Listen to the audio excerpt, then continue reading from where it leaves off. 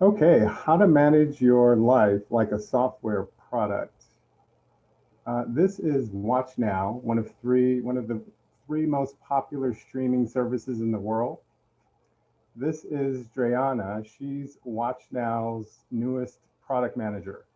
She'll be working in the innovation lab at WatchNow. She's not going to be working on the main streaming platform. The innovation lab works on experimental products. They innovate faster and they operate more like a startup within WatchNow. She's thrilled, as you can see. Lately, she's been thinking about the similarities between product management and life management. Success in both requires that you identify what goals to pursue, find creative ways to reach them, and measure and make ongoing improvements. So in this talk, we're going to follow the process of her building her first product, and we're going to see how she uses product techniques to improve in an aspect of her personal life as well. So just a bit of information about the session. It's going to be recorded and slides will be available. So you don't have to worry about like taking notes on the slides. There's a lot of them. So instead of doing that, you just sort of sit back and watch the presentation. There's a lot of links to resources will be in the material. And so the PDF file will have links to the resources that I talk about. There will be opportunities to participate with feedback during and throughout the presentation, and then questions at the end. So at a certain point, I'll open it up and ask a question that I would like to invite you guys to respond to using chat. The presentation is going to focus on like the 7 phases of the product life cycle that Dreyana goes through. And again, as she goes through these phases, we'll see them applied at work and in her personal life. So when you see blue, that relates to work. And when you see orange, that's going to be relating to her personal, the routine that she's trying to develop.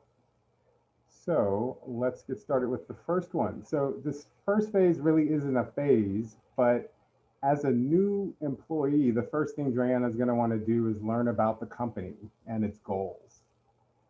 There are a lot of different types of goals. I organized them in this presentation into 3 different buckets. There are general goals. Most businesses want to make money. Very rarely will you hear a CEO sit in the boardroom and say, what can we do to make less money and decrease profit? That's not going to happen because businesses want to make money. They want to grow. They want to expand into new markets. So that's one category of goals that sort of apply across the board. Others are specific to a type of industry or a business model. For example, Netflix, Hulu, Amazon Prime, Disney Plus, all of WatchNow's competitors, they are interested in goals like increasing the number of people who are subscribing to their streaming service. And increasing the engagement that users have with it. A third type of goal relates to things that are specific to the company, and those company-specific goals are influenced by a number of factors, like what is the current state of the company? Is it making a profit? How well is it competing with other companies? Is it growing? Overall and within specific markets. So Dreyana meets with department directors and gets better acquainted with the company. She works with data analysts to generate statistics and reports so that she can sort of better comprehend how users are engaging with content. She also takes a look at like what the company is trying to do at a high level. She takes some time to reflect on the mission, vision, and values of the company. These are statements and attributes that influence the company's strategy, the way that its employees work, the way that it operates. All of those things are affected by the mission, vision, and values. of the company. SWOT, another thing she does is takes a look at the SWOT analysis of the company. SWOT stands for strengths, weaknesses, opportunities, and threats. So for example, one strength of WatchNow is its brand name recognition. Everybody knows about WatchNow. A weakness, however, is that it has limited control over the content that it licenses from others. So there's movies and television shows that belong to other companies, and they pay a license to show that. At some point in the future, however, they may lose the license for the content, thus making some of the customers unhappy. In terms of opportunities, one of them is the opportunity to operate in new markets. And piracy is an important threat that WatchNow takes seriously, because if content is captured and then made available elsewhere for free, then people will be less likely to pay for a WatchNow subscription. So after learning about the company, Dreyana starts thinking a lot about original content.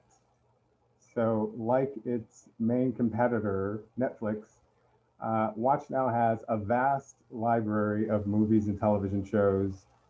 As I mentioned, some are licensed, but others have been developed by WatchNow. So it's original content. Getting people to consume that content is beneficial to the company for a number of reasons. For example, since the original content is only available on WatchNow, people who aren't subscribers might be inclined to subscribe so that they can see a show that they've heard about. Also, people who are already subscribers will be less likely to cancel a subscription if they are interested in the original content at WatchNow. So unlike the licensed content, WatchNow has full control of its original content. It's always going to be available on the platform. So Dreyana decides to focus on increasing awareness of WatchNow's original content, both for subscribers and for non-subscribers. So throughout the presentation, think of yourself as a business. Just like a business, it's beneficial to think strategically about your life and the goals that you're going to pursue. Like business, there are different categories of personal goals. For example, there are general goals. People don't typically say, you know what, I'd like to be more miserable in life. Like, how can I make that happen? People don't say that, because people want to be happy, they want to be healthy, they want to be successful. Other goals relate to a role or maybe a particular stage in life. Perhaps you're a student, you want to perform well and get good grades. After school, you may pursue a career, you want one that's fulfilling, you want to progress in that career. So there are goals related to stages in life. And then, of course, there are goals that are personal and very specific. And like businesses, those goals are going to be influenced by a lot of different things, like your current state, physically, mentally, socially. What is it that you want to improve? What do you want to pursue in life? Things that you enjoy doing, what makes you happy and fulfilled? What areas of growth are most important to you? Those are the things that are going to influence goals. I would like to call out this excellent course. It's available on Coursera. It's called The Science of Well-Being. It explores dozens of different scientific research studies, all of them centering around what makes people happy. So it used to be called the Yale Happiness Course. Now it's called The Science of Well-Being. The value of this course is being able to better understand what makes people happy in general. And I will say that a lot of it was very surprising. Much of it I knew already, but a big chunk of it was a complete surprise. So I highly recommend that course. There's a classic book, it's called The 7 Habits of Highly Effective People. And one of the things it highlights is the value of creating a personal mission statement and identifying visions and a vision and values. Doing so will help you set more meaningful goals. This is a link to an online tool that's related to the book. It's on the website of the guy's company who wrote 7 Habits of Highly Effective People. And it's designed to sort of help you build a mission statement. So that is a good resource to know about. While thinking about life, Dreyana realized that she gets fulfillment from being creative. So she wants to prioritize time and develop a creative skill. And she not only wants to develop the skill, but she wants to work on a substantial product over time and follow through on it. So what she's going to focus on personally is developing a creative skill and follow a project through to completion. So here's a recap of where Dreyana is after the learn phase. She wants to increase awareness of WatchNow's original content among both subscribers and non-subscribers, because that's going to benefit the company based on her research.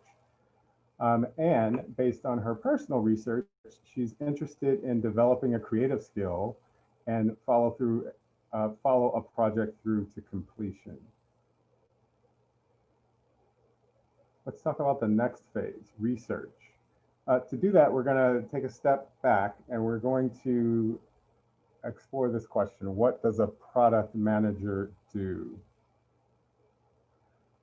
Here's my definition. So my definition is a product manager uses a combination of business design and technical skills to build products that enable users to solve a problem, improve an experience, or accomplish something new. It's also to keep in mind that the products serve the needs of users, but it also serves the needs of the business as well. So it's important to balance the two. The point here is that understanding the user is central to product management, and research facilitates that. So qualitative research often involves talking to people, having conversations with them, conducting interviews, facilitating focus groups. Doing so will provide rich detail about what's on people's minds, and often in conversations, you'll hear people say things that trigger an idea that perhaps was, something you hadn't considered before. So they're very valuable in doing research. Then there's quantitative research. There's often a difference between what people say and what people do. It's not that they're intentionally being misleading, but there's often a difference. In fact, something that streaming media companies figured out is that there's a difference in how a user would rate TV shows and movies and what they actually watch. You would think that those two would match, but often they are very, very different. So this is a major benefit of digital product management over other types of product management. As people use software, data is captured and stored. And so WatchNow knows exactly who watches what, when they do it, and even like how many times they stopped and started again and paused throughout an episode. So that data can be used to obtain a very clear view of what people are actually doing.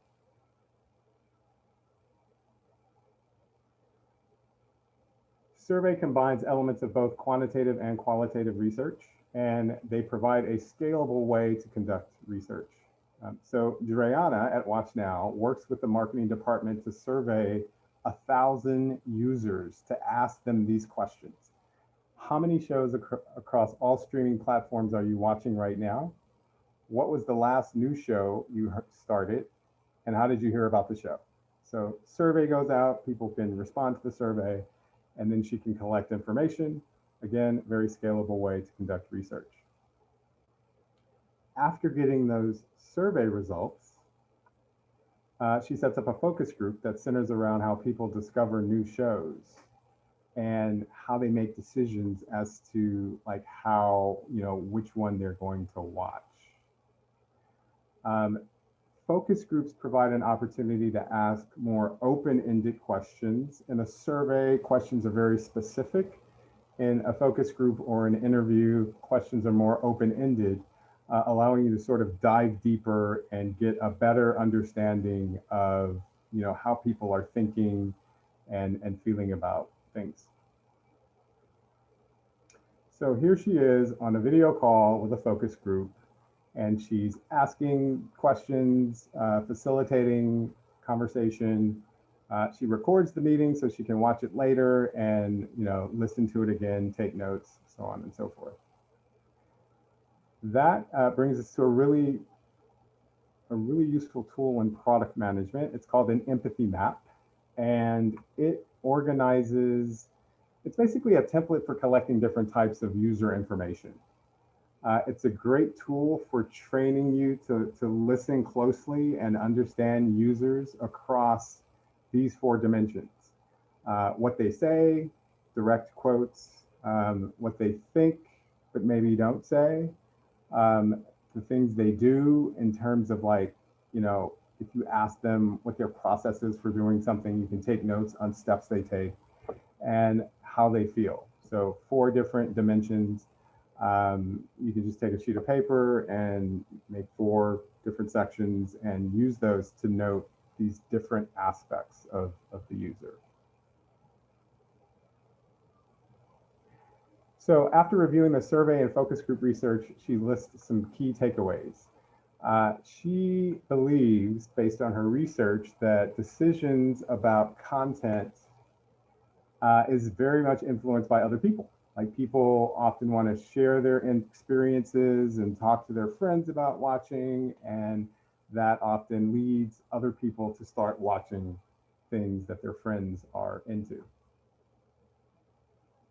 So with that information, with that sort of hypothesis, Dreyana does a follow-up survey to validate the assumptions. These are questions specifically tailored to find out how common it is for WatchNow customers to talk about the shows that they're watching. She does the survey, she sends it out, gets the results back, and the results confirm the strong influence of friends when it comes to what people watch on WatchNow and other streaming platforms.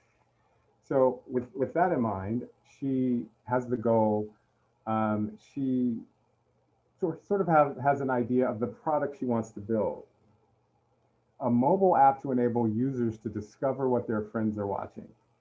So to be clear, this is not the streaming media app that they use to watch things. This is a completely different app, and its sole purpose is to organize and share the titles of the movies and television shows that you're watching. She's going to call it Now Watching. So in the software world, products are designed in part to help the business reach their goals. When it comes to life management, we're not building software. What are we doing then? What are we building in the analogy? What represents the product in life? Well, the products that we build are skills, routines, and systems that are designed to help us reach our personal goals. Like a company who's got a limited number of software engineers and QA staff and other resources, we have limited resources as well, and research will help us to make the most of them. One valuable tool is the StrengthsFinder site.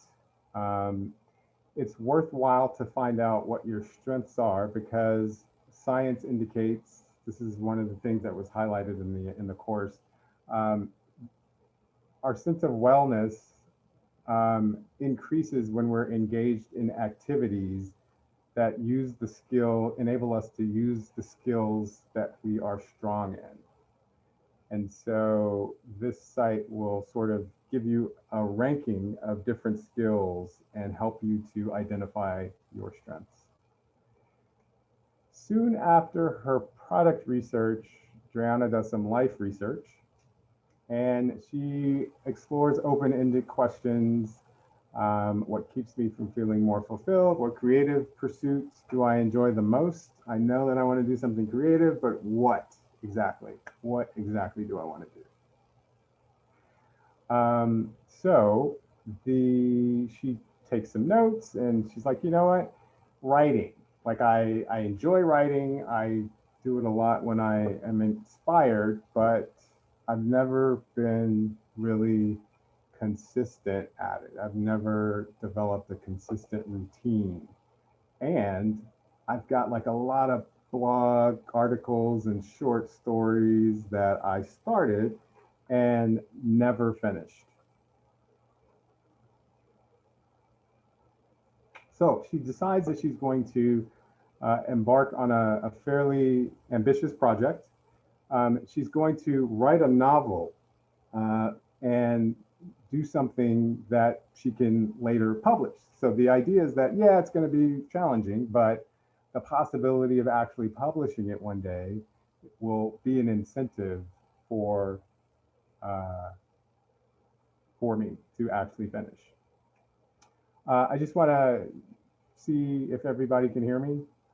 I know that messages were from a while ago, but someone said it was hard to hear. Okay.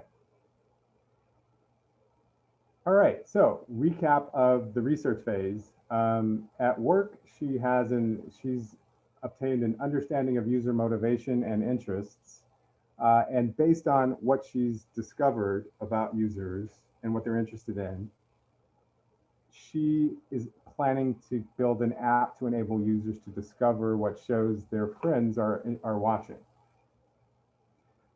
Personally, she's identified an interest in pursuing a writing project, and what she's going to be building in her personal life is a routine of consistently writing material for her novel. That brings us to phase 2, planning. Now it's time to come up with a plan. So she jumps on a whiteboard and she puts the name of the app. Now Watching is the name of the app. And she thinks about things like, you know, how will people add different titles to the app? They can use their WatchNow history, or they can, you know, add something that they can see that a friend is watching.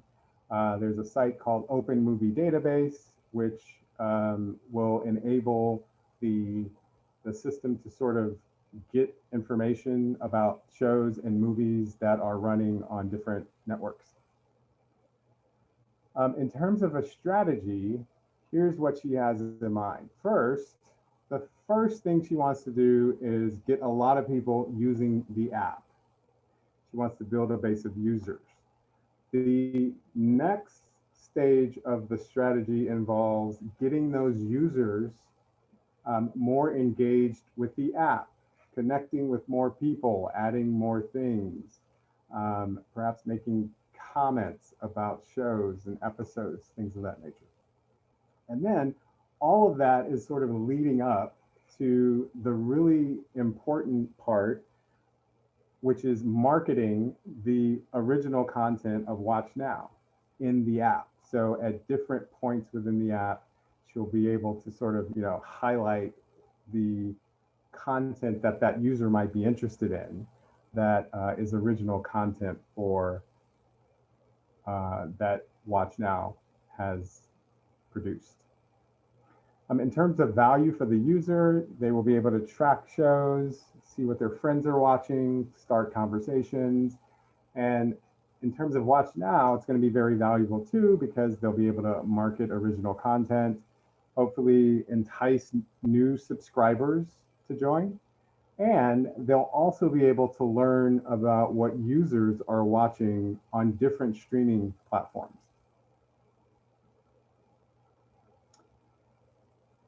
So to define what she wants to accomplish with the goal, with the app, like a short-term goal, she uses something called the SMART framework. And so SMART stands for specific, measurable, achievable, relevant, and time-bound.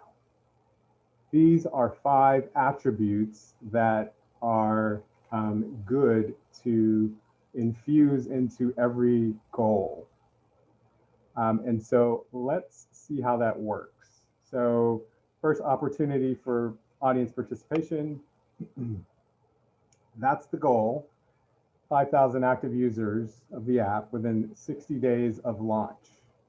So what part of that goal makes it specific? Go ahead and type it in the chat. Let us know what you think.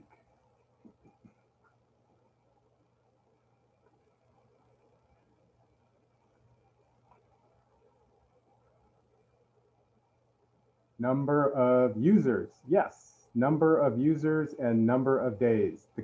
Thank you, Betty. Appreciate that. The combination of those two things makes it very specific. Okay. Also, as we'll see, the fact that it's an active user also makes it specific. We'll get into that in a little bit. Measurable. Is it measurable? Yes, it is. Why is it measurable? Because WatchNow is going to know how many users are using the app. So even though people use the app on their mobile device, as no doubt you already know, data is stored at the WatchNow servers, and they're able to know and track user accounts and user activity. So it is very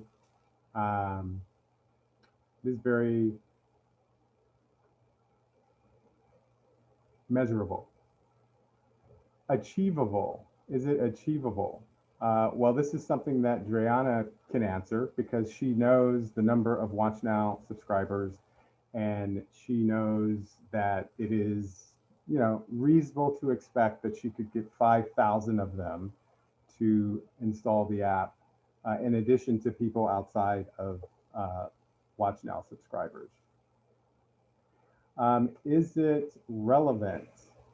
Yes, it is, because the sort of focus is original content. And so again, the ultimate goal is to use this app to market original content to people who are using it. So it is very much relevant. And then what aspect of it makes it time bound? If I could get somebody to comment on that.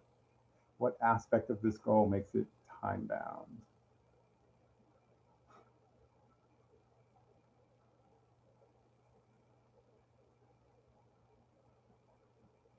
Okay, give you guys a few more seconds.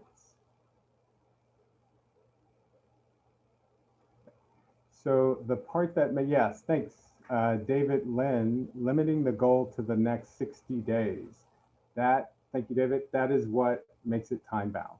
Great. So let's talk about KPIs. KPI is a metric, which is something that can be used to measure something. And it's a special type of metric because it's a metric that's going to indicate how close you are in, how well you're doing in reaching your overall goal. So KPIs are very important. So one of her KPIs, the number of users who have sent or accepted at least one invitation. So that description, sent or accepted at least one invitation, that's what it means to be an active user. And so that further makes this goal very specific. Another KPI is the total number of invitations sent. These are two things that she has decided that she's going to be interested in tracking. All right, so talked about planning for the app. What does planning for the routine involve? Well, it involves sort of looking at the scope of the project. So she wants to have a draft complete in a year. She does research. She finds out the average novel is 50,000 words. And so that's about 1,000 words per week if she wants to do it in a year. And that breaks down to about 150 words a day. So she does that. She outlines the main parts of the book. And like her work project, she identifies key metrics that will help her determine how well she's progressing toward her goal. So if you were Dreyana, what metrics, what key performance indicators would you be looking at in terms of determining how well you're doing with reaching your goal? That is a question for you guys.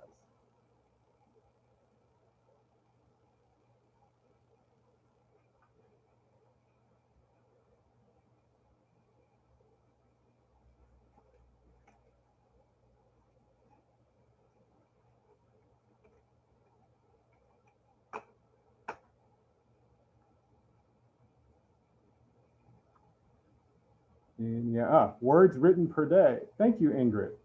Any other ideas?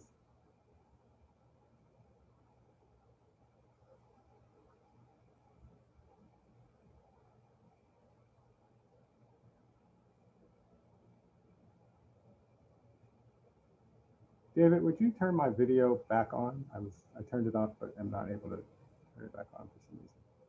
Okay, so Ingrid, that's exactly what Dreyana was thinking. The words written per day, average words per session, and a session is a day, essentially. The number of days a week that she writes, and the average minutes per session. So I personally think this one is not as important as the other two, but you know, not my KPIs. Thanks, David. Okay, so at the end of the planning phase, she has the following for both the business, for both her business and her personal projects. She's got a plan that defines the scope of the project. It includes a SMART goal and identifies KPIs. So that's what has come from the planning phase. Now on to design.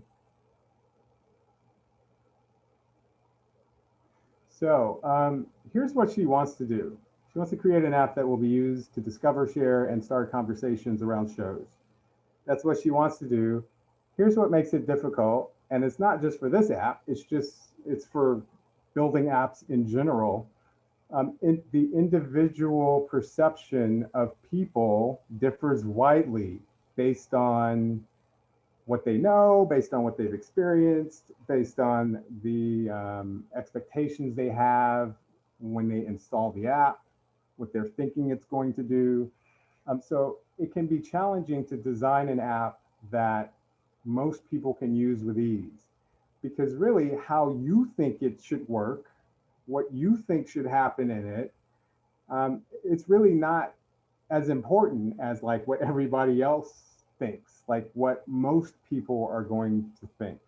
And as product managers, it's very, very easy, speaking from experience, it's very easy to sort of think that like, here's what should be done. And then it doesn't make sense to other people. So design is very important. So how do we solve that problem? Well, it's helpful to consider these questions. What will users try to accomplish with the app? What's the end goal?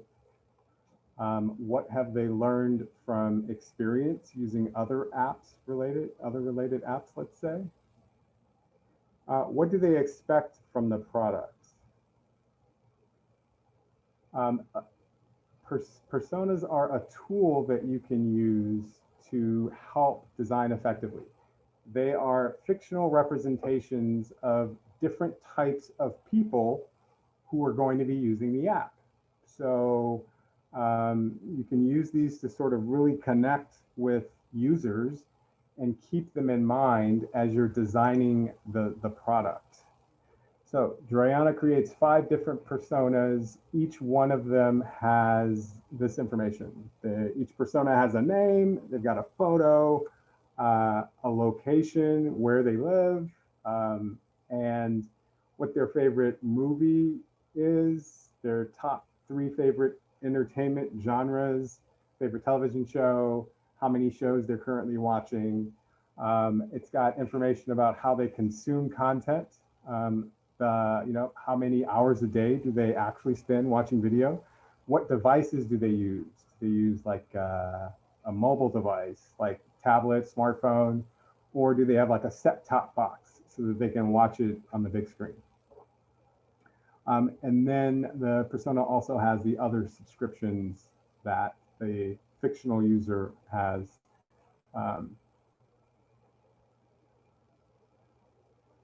Scenarios are another tool. So once you have your fictional people, you then put them in a fictional scenario. So this is a product relevant situation that the user faces. So Charlotte sits down at her stationary bike to get some cardio. She often watches video while exercising. After mounting her tablet to the stand, she opens the app, WatchNow app. So she's about to watch something. Then she sees a notification that says, hey, you can download an app called Now Watching. Here's what it does. And then she taps to download and install the app. So that's a scenario. You're putting the persona in a situation. Use cases combine personas and scenarios to define a dialogue between a person and the app. And so what you see here is essentially like what the user does, and then what the app does in response to the user. And it's sort of an ongoing back and forth that really allows you to sort of get more detailed with how the app is going to function. I love use cases because I can do a lot of designing and thinking about how things are going to work. And it's extremely easy to do because it's just like a text file and you're just creating an outline. So use cases are one of my favorite things to do when thinking about product design. Wireframes are rough outlines that depict how software will look. Note that they can have various levels of fidelity. So you might want to sketch something on paper. That's what we have here, an index card sketch. You can use a whiteboard or wireframing software. This is Balsamic, a tool called Balsamic. And your goal is to graphically depict the experience of using the app. So if you think about the use case from this previous slide, there are different steps. And then in each step, the user is going to see something different on the screen. And so many people will actually visually depict what's being seen. So in many cases, there's a relationship between the order of the prototypes and the use case that you develop, or use cases. Here, Dreyana is testing her prototype, and a prototype is anything, it's sketches or a wireframe or something that looks even more polished. But the idea is to create a representation of something and then put that in front of an actual person who is not involved in the project and see how they react to it. This is all about asking open-ended questions like, what do you think is going to happen if you tap this area? Or, what do you think you would do if you wanted to go to the place of the app where you can change your password? What steps would you take? And you have the person actually explain to you what they would do, how they would interact with the prototypes that you created. All right. Now let's talk about why design isn't just important in product, it's also important in life as well. For example, procrastination. Well, actually, before I talk about procrastination, let's talk about what Dreyana wants to do. she wants to develop a routine that's going to ultimately lead to reaching a future goal. Um, and what makes it difficult is that we have unconscious triggers and flaws that influence our behavior and make it difficult to do what we intend to do. And that's why people will say on January 1st, I'm going to do this. And then 80% of people by February stop doing that.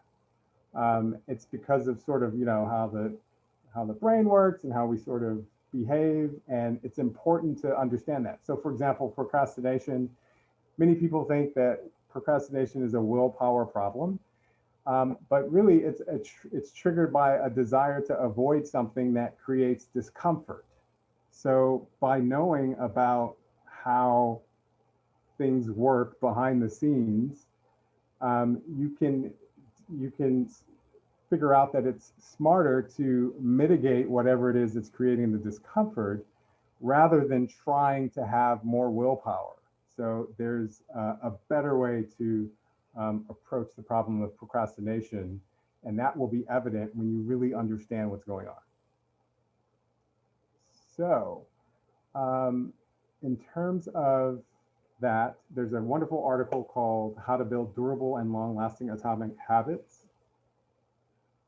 It is based on a book by James Clear called Atomic Habits, and it's all about sort of what you can do to make sure that you keep engaging in the behavior that you are interested in doing.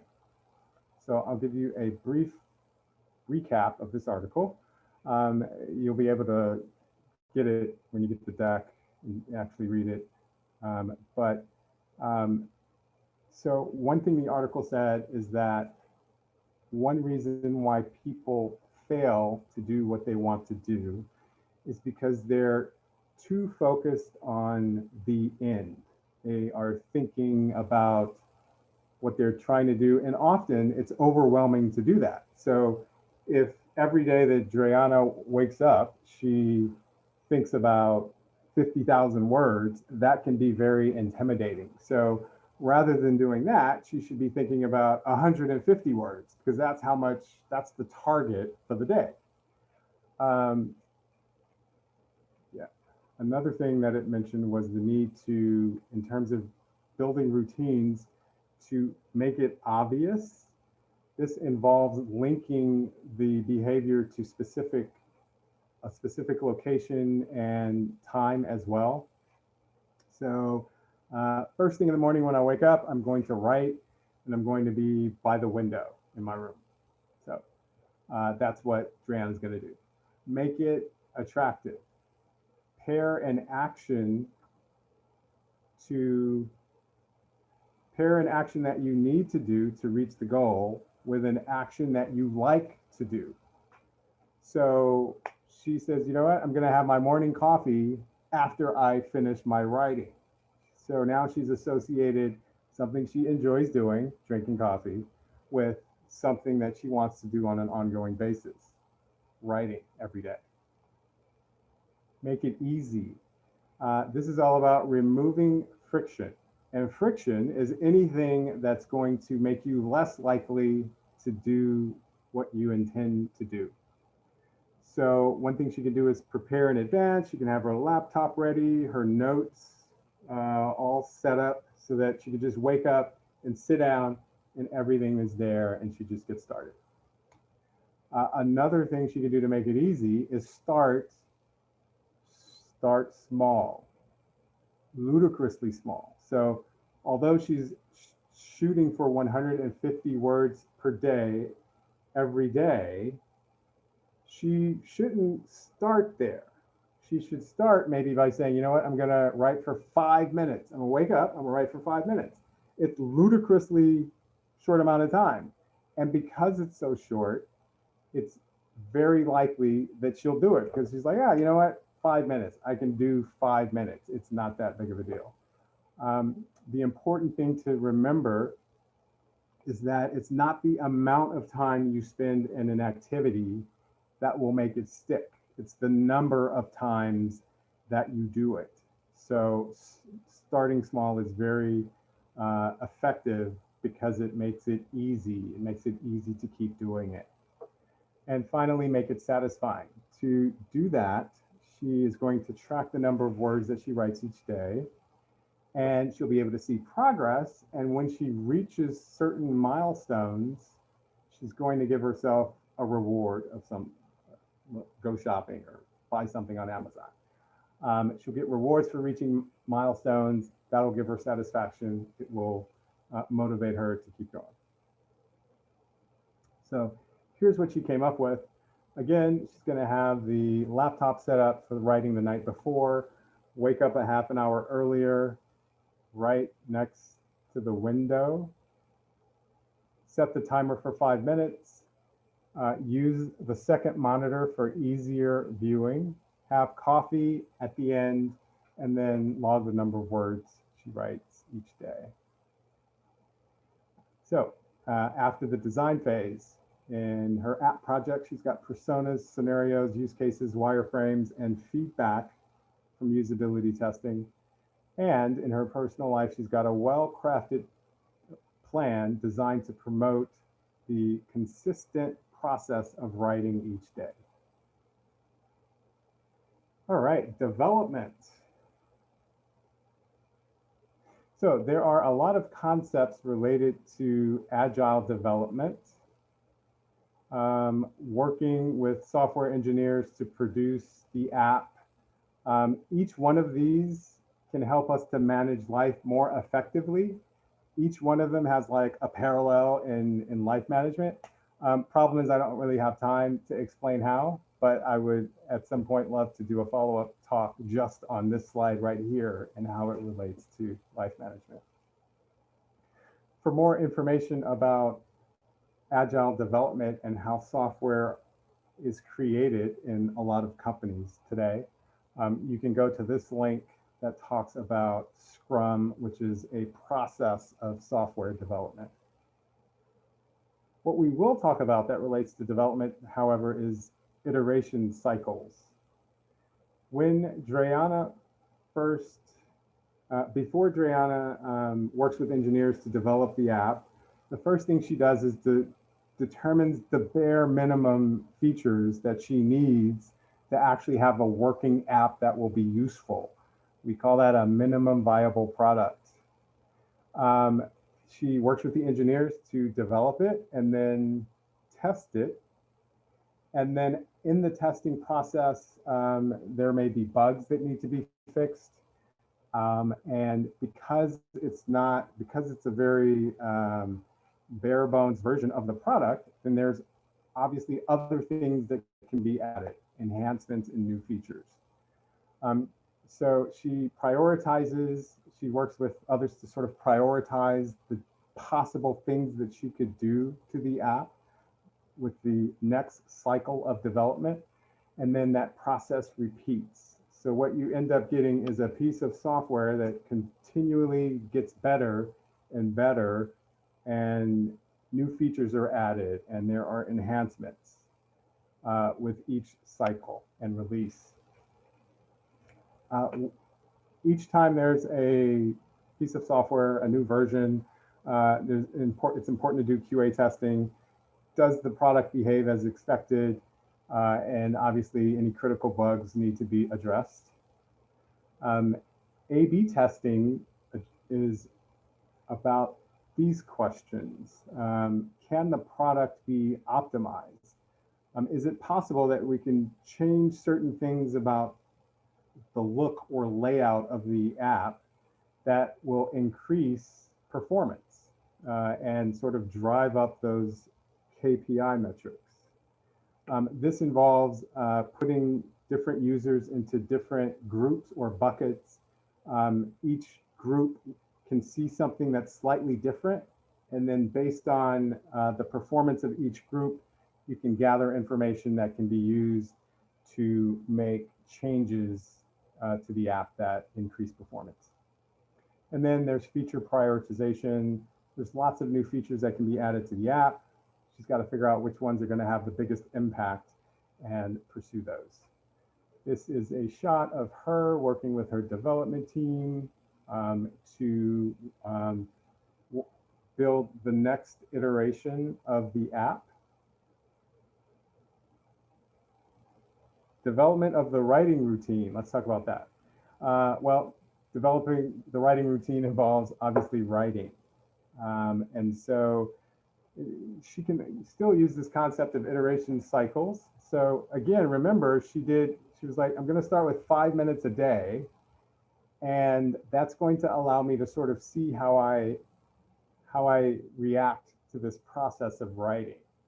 So she starts doing it, and then maybe after a week, she looks back at the previous week and she's like, you know what, are there any problems? Like, am I writing or am I like browsing the web? Because if she's browsing the web, obviously that's something that's going to need to be fixed. That's like a bug that needs to be fixed. And so the idea is to sort of analyze what's going on and respond to it and continually improve the routine. So A/B testing. Again, she can do something very similar to what she does with the app. Perhaps she has coffee before writing instead of after. Maybe she'll write more. Maybe she'll be more inspired, more creative. She might try using a more comfortable chair, or maybe closing the window shade to minimize distraction. She can make different improvements to the process and see how that impacts performance. So after development, she's got an app that has been improved over a series of iterations. And in her personal life, she's got a new routine that has also been improved after a number of cycles. Next comes the launch. The Now Watching app is now available, and she's writing consistently. So on to the measure phase, the final one. So after 60 days of people using the app, she starts looking to see if she's sort of reaching her goal. So she has this graph of app installs, which looks great, right? So she looks at that, and that's great. That's all she can get for a certain point, because the data team is working on getting other data for her. But here's a question for the audience. Does this mean that the app is successful? And tell me why or why not. I will give you 30 seconds or so to think about that and respond.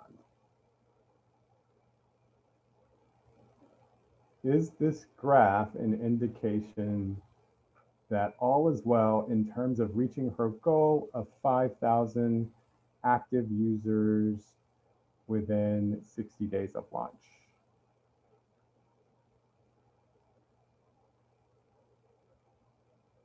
Thank you, Ingrid and Betty. You are both absolutely correct. Ingrid says install is not equal to active users, not by any means. And Betty says not necessarily. So you guys are both right. So in fact, note what happens when she does finally get the data for app installs and users who sent or accepted an invitation. There is a huge difference. She's barely at 1,000 after 30 days. And so she is way, way, way off target. So there's a big problem that she needs to figure out. So to do that, she looks at the sign-up flow. These are the steps that the user takes as soon as they install and start the app. First thing they do is use Twitter or Facebook to log in or create an account. Second thing they do is upload a photo. And third thing they do is invites their friends. So can anybody see a problem with anything there? Okay, well, maybe not, but let's see if we can figure out the problem when we have more data.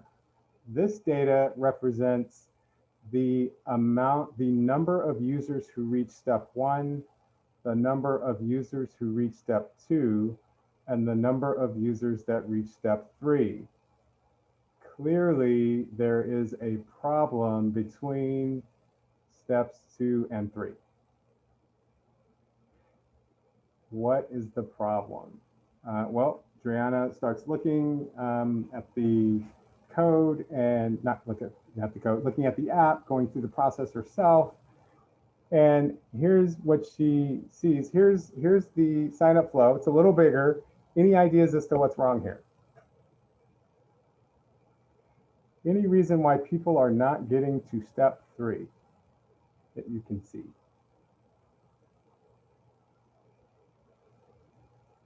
I'll give you a few more seconds.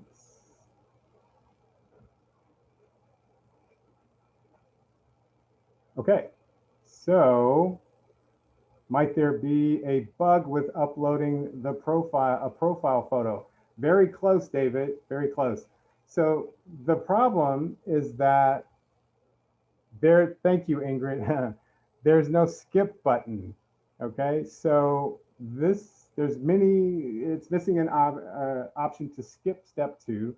There's many reasons that a user wouldn't want to upload a photo at this point. Maybe they don't have any good profile photos handy. Maybe they want to use one, but they need to crop their X out of the photo first. If they have the skip option, then they can skip it and come back to it later. But with what we have here, you can't do that. You can only go to the next step when you've uploaded a photo. That's causing friction, and apparently 73% of the people who start the process aren't ready to upload a photo. Fortunately, it's an easy fix. Just add that skip button. She may actually want to think about switching the order of those 2 steps, because obviously the invite friend step is much, much more important. As is the case with her app, Dreyana wants to see if she's on target with her novel draft. 150 words a day. This is after the point that she's 31 days after she's been writing for 150 words a day. Let's see what her graphs looks like. Is she on target? No, not quite. She's doing pretty well. It's not as bad as the app, but she's at about 4,000 and she should have 4,600. So she needs to figure out what's going on. So she's like, I wonder what the problem is. So it's often helpful to look at data in different ways. So let's see what happens when she views a chart by the words written per day. Now it's sort of evident that there seems to be a pattern that may be affecting her ability to hit her target. Let's do something else. What she's going to do is group by day of the week. Now it's very clear that Sunday through Friday, she does a stellar job, very, very close to 150. Saturday, 0. She consistently doesn't write at all on Saturday. Let's find out why. Friday night, she goes out with her friends, and she does that because, of course, work-life balance is very important. However, Saturday, she doesn't feel like writing, so she needs to solve the problem. She's got a problem. She needs to solve it if she wants to be on target. So what does she do? She stops going out with her friends. I'm just kidding. That's definitely not what she does.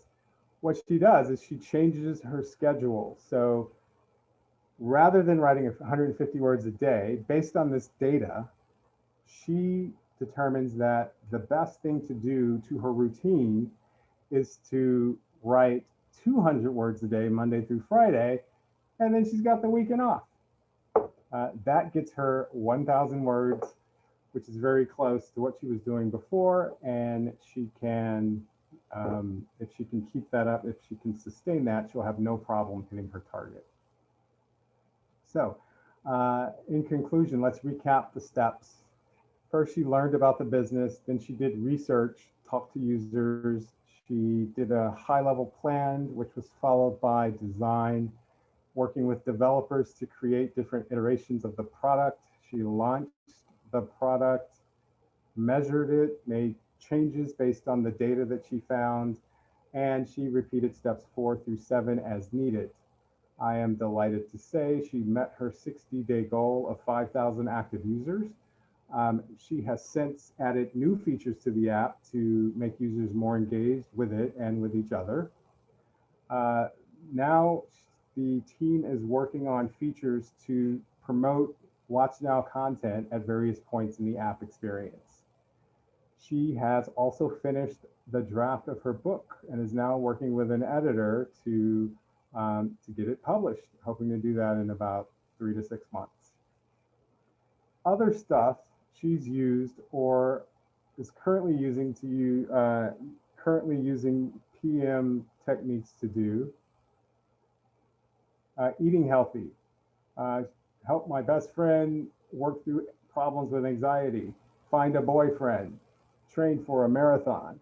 Learn to speak Russian. In each of these cases, there are concepts from product management that you can do to improve your chances of reaching the goal. And that is it. Are there any questions?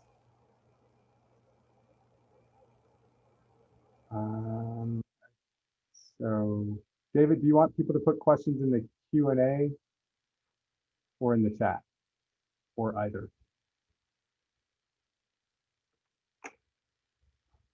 The Q&A is great, and then you can kind of manage them out of there. Okay. Let's see if I can find that. Do you see the Q&A, or do you need help? I see it now.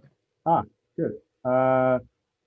How do you maintain good physical and mental health in this iterative process when achieving personal goals? Great question. So I had a friend and she said, I'm suffering from anxiety. Like I cry and it's difficult, really difficult for me now. And we went through this process. I think the most important part of the process for her and for other people that I've talked to is defining a specific goal.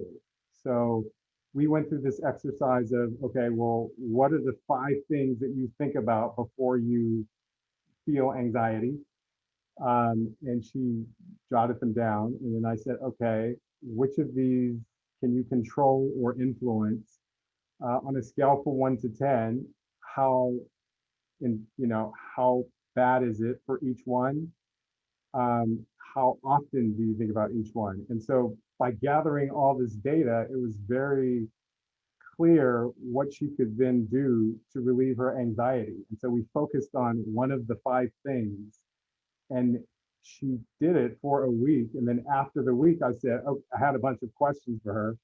And she said, basically, she was like, I didn't think about it once during that week that she was doing the things that we had discussed. So I hope that answers the question. In terms of physical health and like exercise and things of that nature, very, very similar. Have a goal, determine what you need to do to reach the goal. If you want to, start training for a marathon,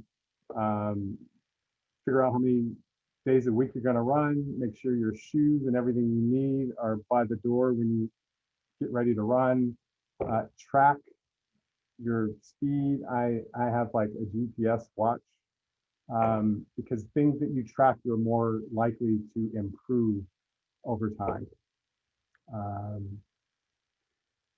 Another question, how many concurrent projects do you recommend? So Ingrid, is that like I'm going to assume you mean like life projects. That's really difficult to say because it depends on like how much work is involved in each one of them. But if you are finding that it's difficult for you to stick to things, I would just pick one. Just pick one thing, focus on that one thing, once you've got that one thing down to the point where you're engaging in the behavior consistently, then perhaps do something else. So I would start with one, and then I would increase from there, and then pay attention to how, as you add other ones, the ones that you're working on are affected. How do you? Another question by anonymous attendee: how do you handle urgent things that randomly pop up? Oh, like hot fixes in the professional world. Good question. Well, if it's urgent, then obviously it needs to be addressed immediately. But I think it's important to keep in mind that even though something may be urgent, so I take it back. Urgent doesn't always mean that you need to fix it immediately. So even when you have an urgent situation, perhaps you'll be able to engage in the routines that you have been developing, and then shortly after that, get to whatever it is that's urgent. Um, and or yeah, and then in some cases, perhaps you can reduce the amount of time that you spend. Like say, like take Dreyana for instance, maybe something important comes up that she needs to take care of. Maybe she doesn't, maybe that day she doesn't write for 200 words a day. Maybe she writes for 50 that day. But actually doing some writing, even for a little bit, is going to be more beneficial than not doing any at all. So I hope that answers the question. All right, looks like that's it. Thank you all very much for joining us tonight. And I hope everybody has a good night.